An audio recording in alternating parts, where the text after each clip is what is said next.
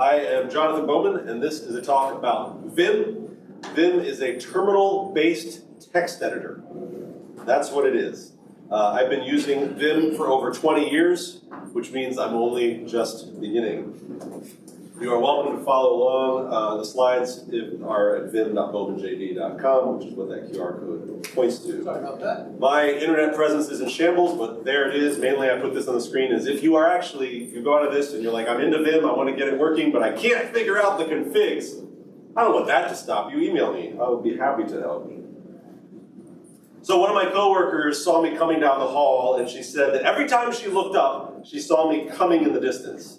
And as she told a few of us this, two of us immediately thought, but didn't say, thought of that sketch from Monty Python and the Holy Grail, which is what this GIF is. But we didn't say anything because we didn't want anyone to feel left out, right? It's not like everyone's in the know on a niche cult classic. Monty Python, lots of people love it. The old British comedy drama troupe. But not everyone loves it, and not everyone has to, okay? Today, I'm inviting you to consider Vim.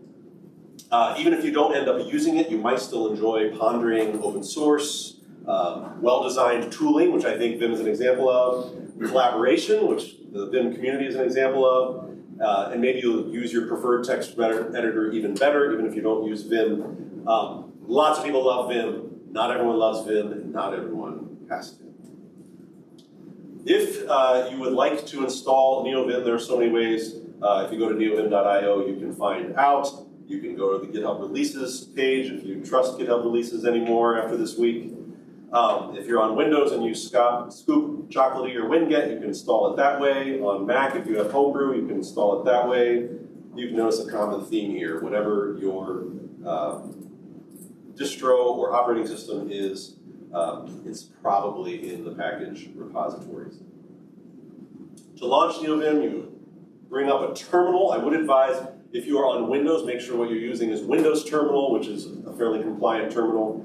On Mac and Linux, most any terminal should work just fine. And then you type NVIM. Note that there's a good chance you may already have Vim, not NeoVim, and that's fine. You can probably, you'll be able to learn a lot that way. Once you launch it, you can type :help to get some help. You can type :tutor to get a nice 30-minute tutorial. And once you launch it and you're in, you're probably not going to figure out till later in the presentation how to get out. Here's our itinerary today. Just going to go over some history. I'm going to do a little holler out to open source, and I think NeoVim is an excellent example of that. We're going to talk about modes of editing, which is sort of the big weird thing about Vim. Talk about how to move, how to change things, how to repeat things, how to open and close files, how to search, how to navigate the help, how to extend NeoVim, some learning resources, and then we'll have some time for discussion. Again, if you want to see the slide deck, because it's going to be a fire hose, folks. We're just going to go through it really fast and then have some discussion.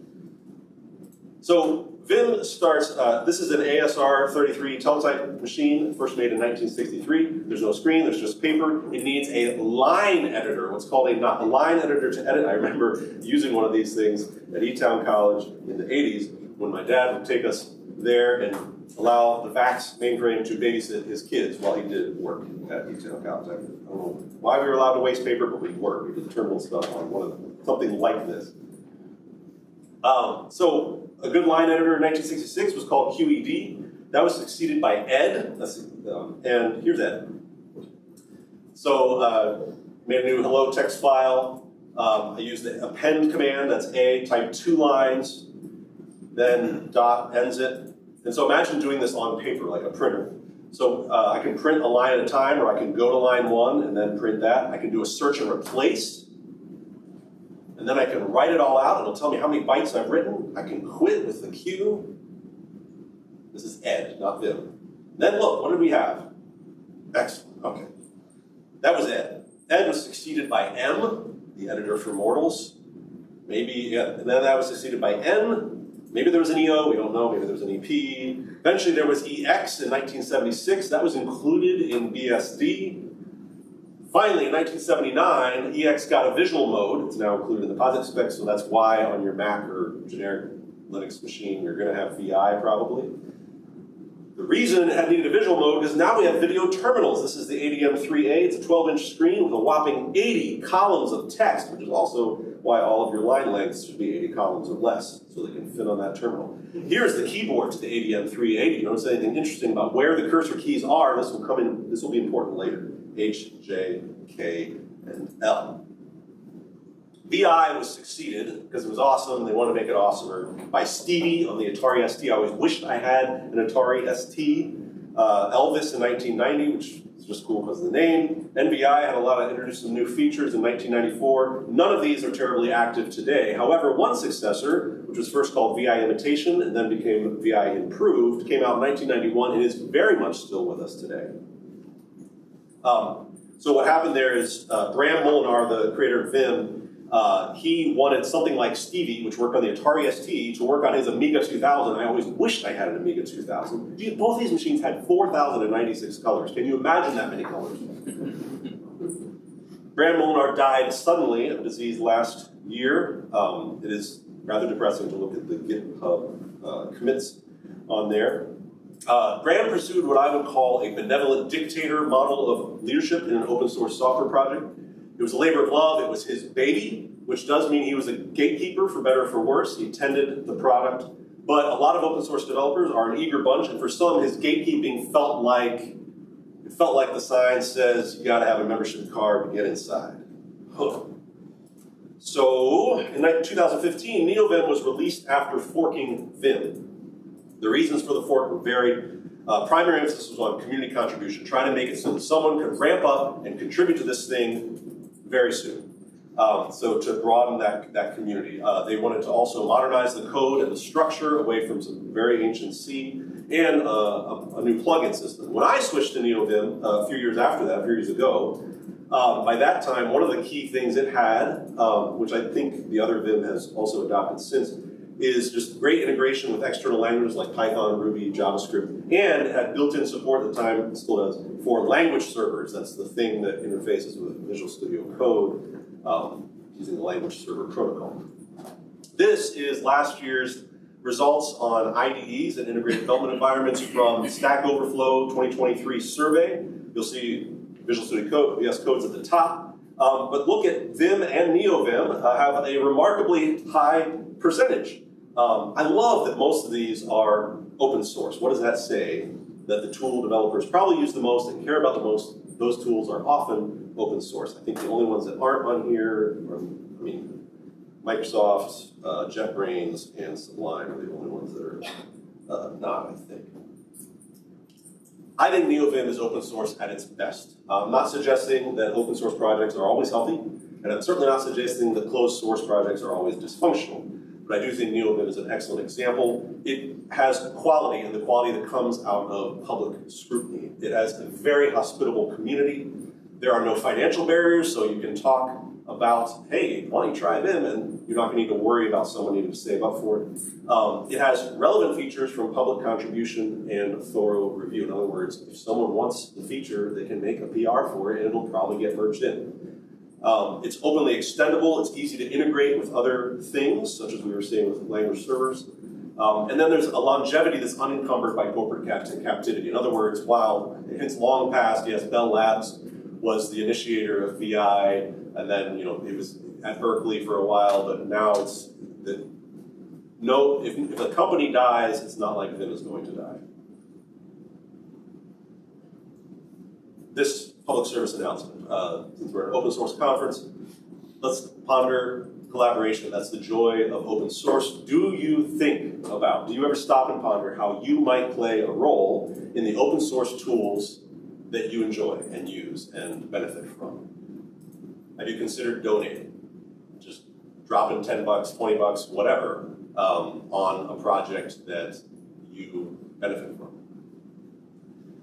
Consider taking part in, if it's a project on GitHub or other platform where there are issues.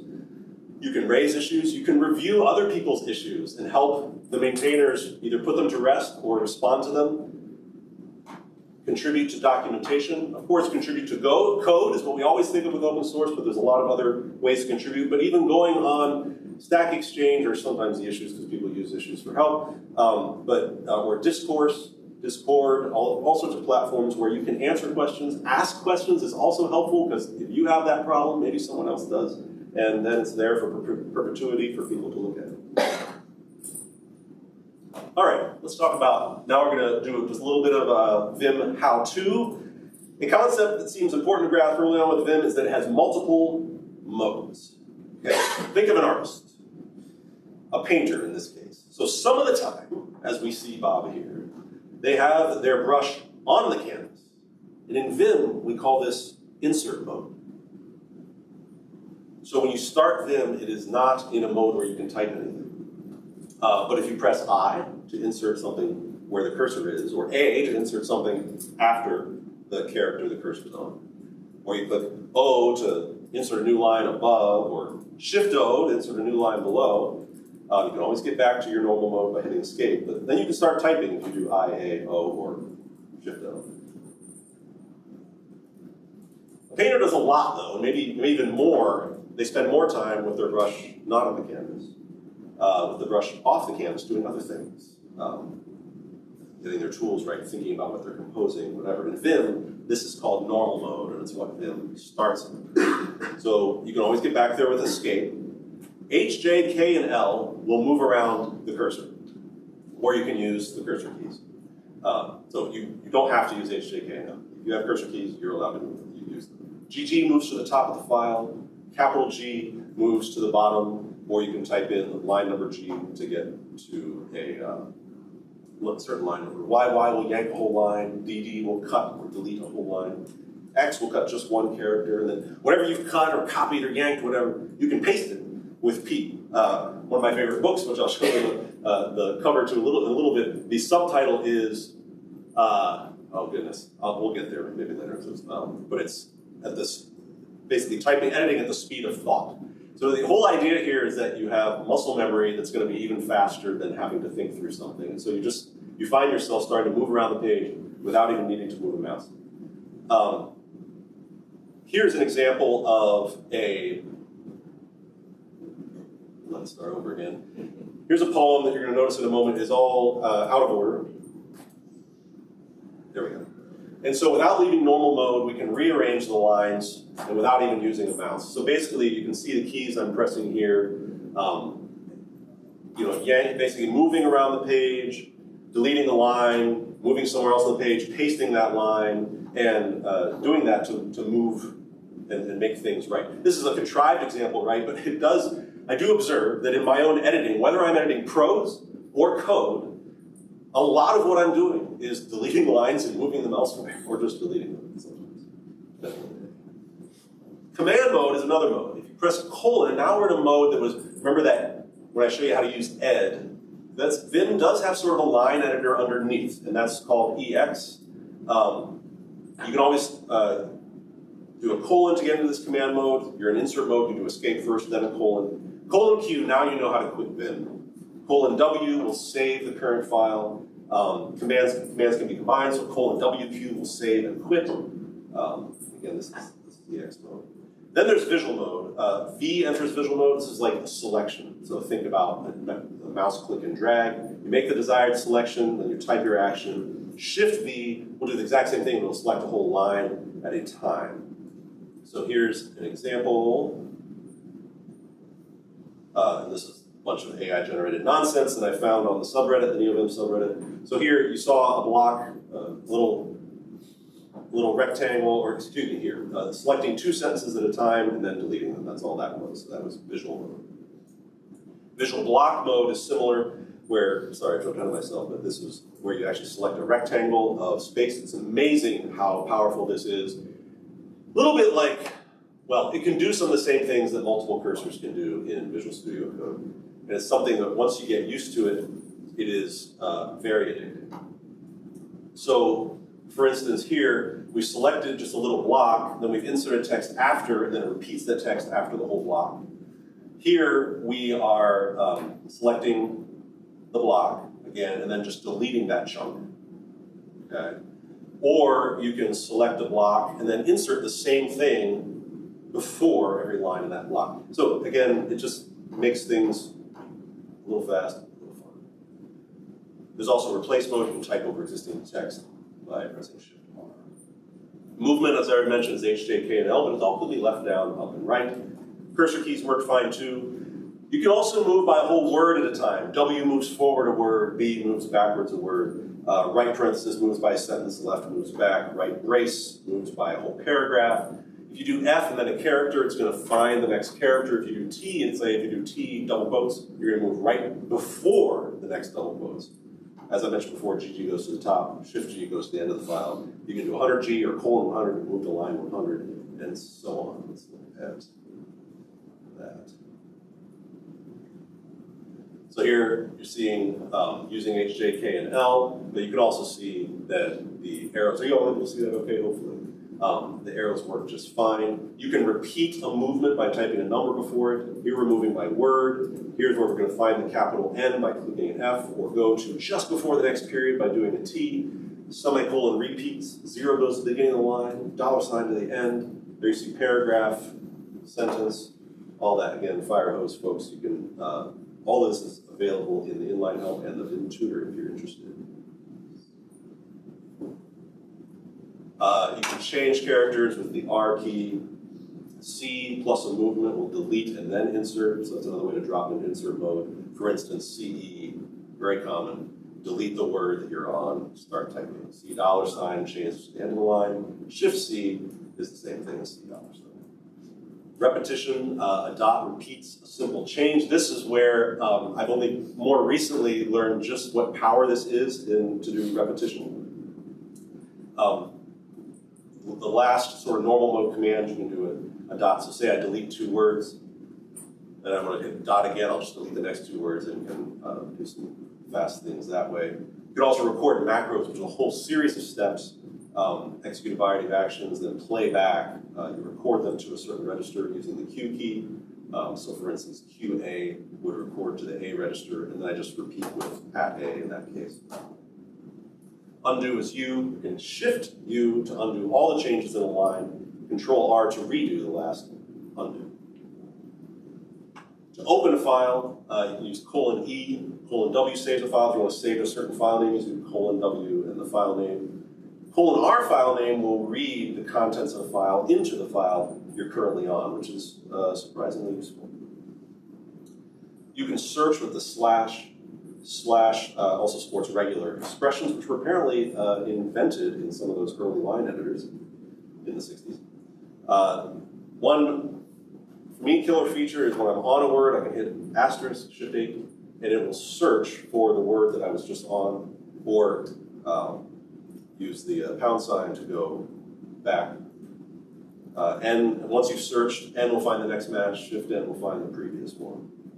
So search and replace, useful in every editor, and most editors will have this.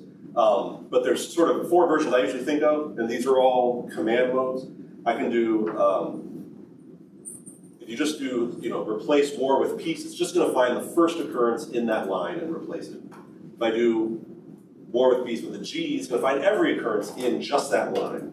If I replace war with peace, but put a % before, it's going to find everywhere in the whole file. And if I do GC, it's going to find everywhere in the whole file, but prompt me every time, because maybe I don't want it to do it. Let me show you an example. All right, so we have a text file here. We're running replace war with peace. You can tell we don't want to replace every war with peace. So that's running ahead of me. We just finished the prompt there. Let's start over again. So this one is you can see that some of the words, while they have war in, we don't actually replace it. So we're going to do one. We replace the first line. If we put a G on the end, it will replace all occurrences in that line, which on the second line works fine. If we put a % before it, it's going to replace all occurrences of war with peace, which does not turn out what we want, as you'll see in a moment. If we replace all of them, then some of the words didn't make sense. Whoops. So this is why I often will just say, hey, replace everything in the file, but prompt me each time.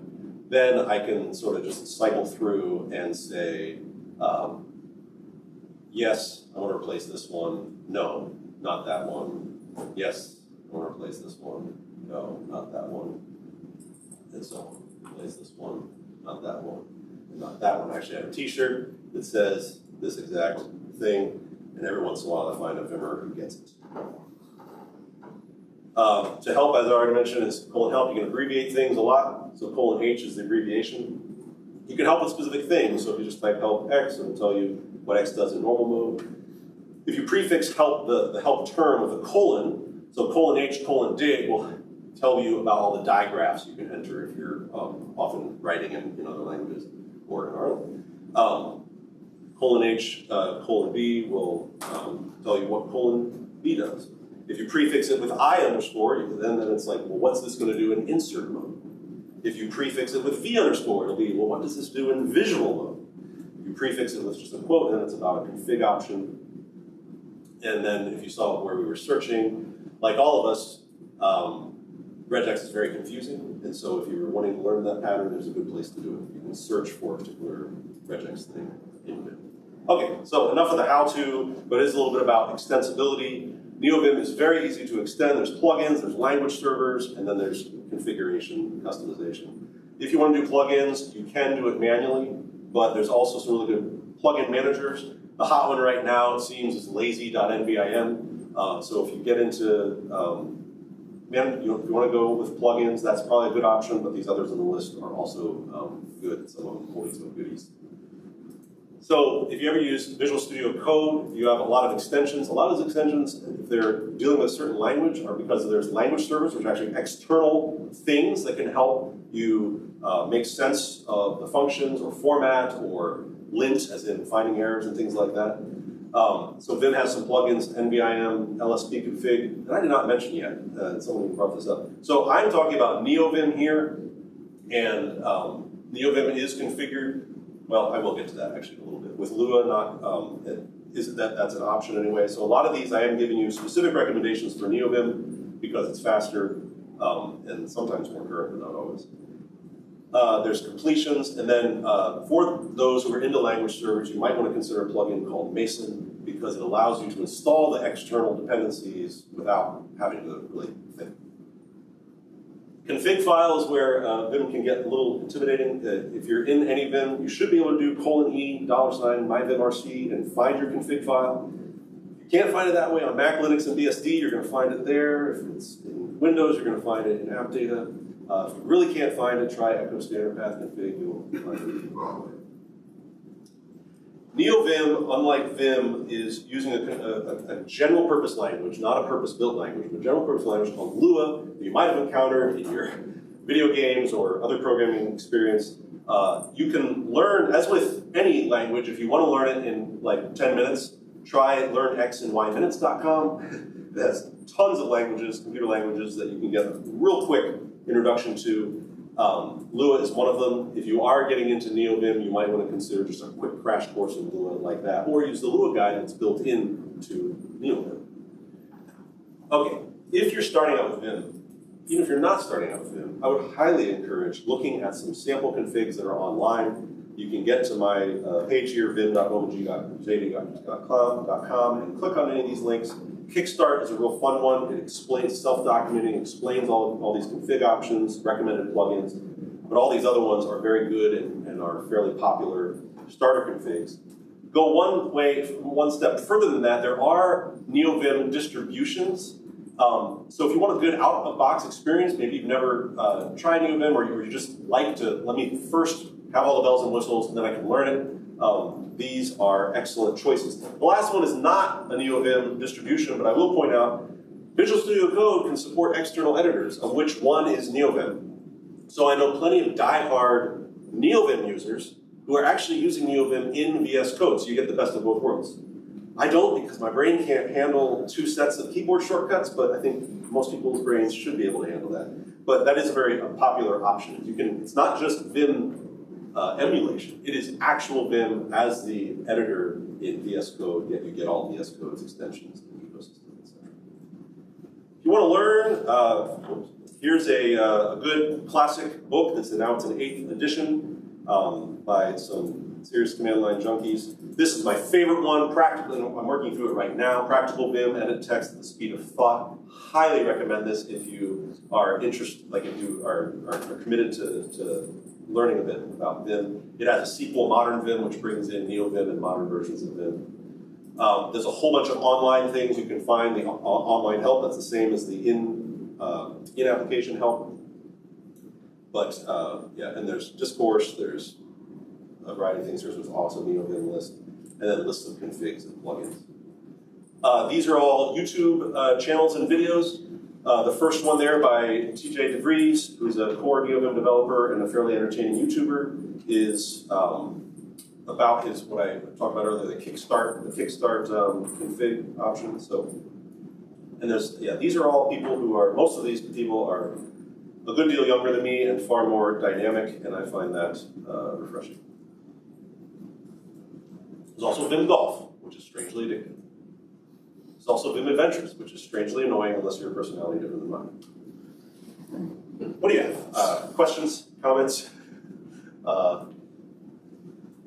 That's the end of my presentation. Yeah, go ahead. Are you able to put up that QR code again? Absolutely. I was able to grab it. Yeah, sure thing. Does that work? Yes, thank you. Yeah. I'm assuming that you started with Vim first before NeoVim, is that right? Yeah. Well, I probably started with VI before that, because VI is available like when you have a Unix-like system, like Mac, Linux, BSD, VI is there. And many people just use that because when I SSH into a server, or I start a server, that's the editor that's available. It's VI. Maybe you have Nano, which is easier to use, but sometimes you don't, and it's just VI. So a lot of people are forced to learn VI. I got maybe hooked that way. Yeah, go ahead. So I'm kind of in that spot right now where I use VI a lot just when I need to. So what was the point for you where you moved to like NeoVim? Yeah, for me, I think it was just some of the features. I was using Python a lot, and at the time, NeoVim had better Python integration. But then that language server protocol stuff that NeoVim adopted first. Plus, yeah, I mean, it was very clear that there were a whole lot more developers contributing to NeoVim. I would say it's not taking man when he's down, but like since Graham died, a whole lot more developers are involved in Vim as well, so that project's not dying. Just how things happen. So people have stepped up there as well. But yeah, for me, the whole reason I love an editor that launches instantly. I think I most got into Vim when I was doing Ruby on Rails development in 2008. And at work, we were forced to use Aptana, which was a Java-based, Eclipse-based Ruby on Rails IDE. And we only had machines at that time, didn't even have a gig of memory. It took forever for that thing to launch. Like everything was just clumsy about it. And I was like, I'd already been using Vim a little bit, and then I found this Vim Rails plugin, and I'm like, I can do everything that Aptana can do so much faster. So that is kind of probably when I really got hooked. You see like a, I have one more question. Yeah, please. And then, I mean, it's a lot of other hands raised, but yeah. So I traditionally probably do development like in Java and like JavaScript, like a VS Code, but I use Vim a lot for like the Raspberry Pi or like Arduino projects. And what I'm curious about is like, do you see a compelling reason to use it if you're just doing like flat file editing, like text file editing, or would you only really branch into NeoVim if you're doing like editing languages or higher level languages? I mean, so I'm weird, right? I was a pastor for 8 years. All my sermons were written in Markdown in Vim, committed to Git. And that seems really weird. And I was at a Linux conference 2 years ago, presenting on Python. And I bumped into this guy, and he was like, "Oh, pastor." And I was like, "Oh, I used to do that too." And he's like, "Yeah, I used Vim, we're editing Markdown, committing it to Git." I'm like, "This is so weird. I met this like guy who's like me." So anyway, that was all pros. Like I also did coding during that time, but like, it worked really well with pros, and there's plugins for error, like for spelling checking in various languages and things like that. So like, I love using it for Markdown editing, and then turn your Markdown into whatever you want to, PDFs, HTML, whatever. That's me. Cool. No one else needs it. Did you write this presentation in Vim? I sure did. Yeah. Yeah. This is reveal.js, which allows you to write all your slides in Markdown, and then. I think we're about at time. Yeah, go ahead. So one thing I find myself doing a lot is cracking through large piles of files. Tools like Silver Searcher and stuff. Yeah. And the only tool I use at the moment, which can allow you to quickly jump from search results to, I guess I'm wondering the other tools it's a little clumsy when you just use those tools in the home to actually open up a file. That's right. Yeah. That's right. I'm like you. I use rip-grep on the command line, even though I have Vim. I'm a creature of habit, and I don't. But in NeoVim, one very popular extension is called Telescope. It's written by TJ DeVries, who is one of the YouTubers I mentioned there. It is designed for exactly that purpose in NeoVim, where you can do file search, but really it's made for anything, like searching a long list, whether it be files in your directory. So telescope.nvim is an excellent extension that makes that sort of task a lot more fun and perhaps even distracting. Yes. Final words? Oh, I seriously do? Do I have 10 more minutes of discussion? Yeah, I think so. Oh, okay. I don't know why I thought I had a half hour. Okay, that's excellent. Are there other questions, or we can talk about anything open source and whatever? Yes, Scott? I know. So, do you have a suggestion? Like, do you have a suggestion for people who did not use Vim at all, and learning that muscle memory? Yeah. I tried it out. What if the tutorial quick? Right. One of the things I probably another question for you actually. I don't know if you know the answer, or if there is an answer here. HJKL is shifted just slightly off the home row. So I have my 4 fingers there, and I go to hit I, and I hit U. Right. And undoes the row. Is that intentional? That was my question. I don't know. Yeah, this is like so many Unix tools where they lock into something. I liken it to line lengths, right? Once upon a time, you're supposed to have 78, maybe 80, 78 or 79 characters in a line because of those video terminals, which are, or even maybe because of computer punch cards before that, right? That's no longer the reason to have 80 characters per line, but it's still a good idea to keep your line lengths short, but for totally different reasons, mainly because of version control and merge conflicts and readability. But so that's a metaphor. It's one of those things where HJKL was decided upon early, and then they just sort of stuck with it.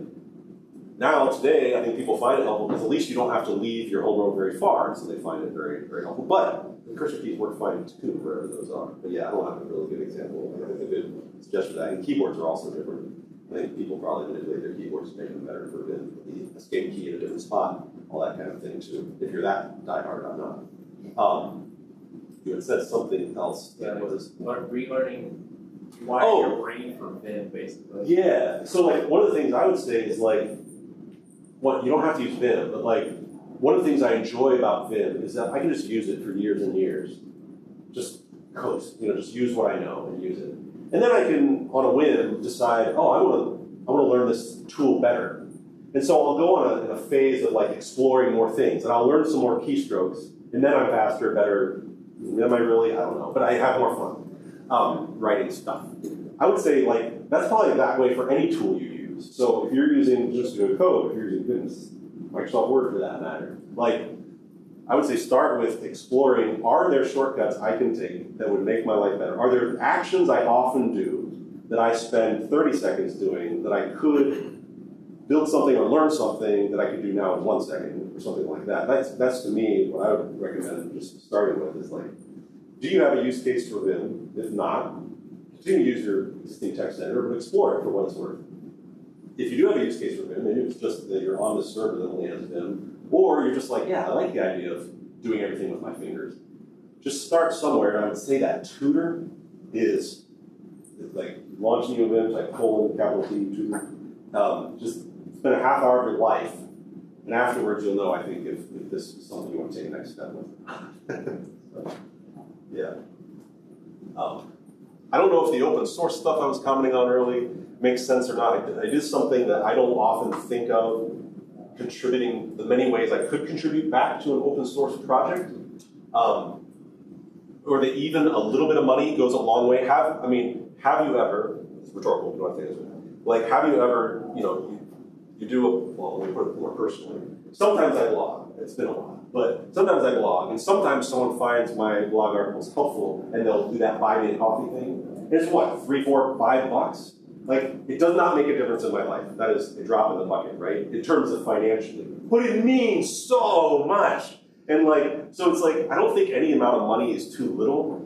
Consider the tools, and I know a lot of us use tools like React and Chrome, which is Chromium under the hood, which are big open source tools with massive, wealthy companies behind them.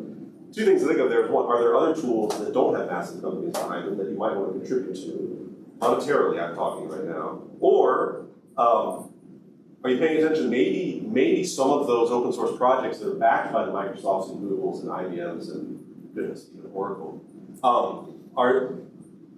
maybe there are developers contributing that aren't in the employee of the big giant, and there's a way to contribute to them. Yeah, it's just things to pay attention to that doesn't take much pain, but it's worth contributing to. The other thing is just like, you consider just spending a little bit of time answering someone's question or asking a good question online. So I'm just making the assumption that not all of you are going to run out of here and get into Vim, but hopefully today, an open source conference day, we can think a little bit about what might it mean to contribute back and not just consume these awesome tools. But anyway, so that's my little pep talk there.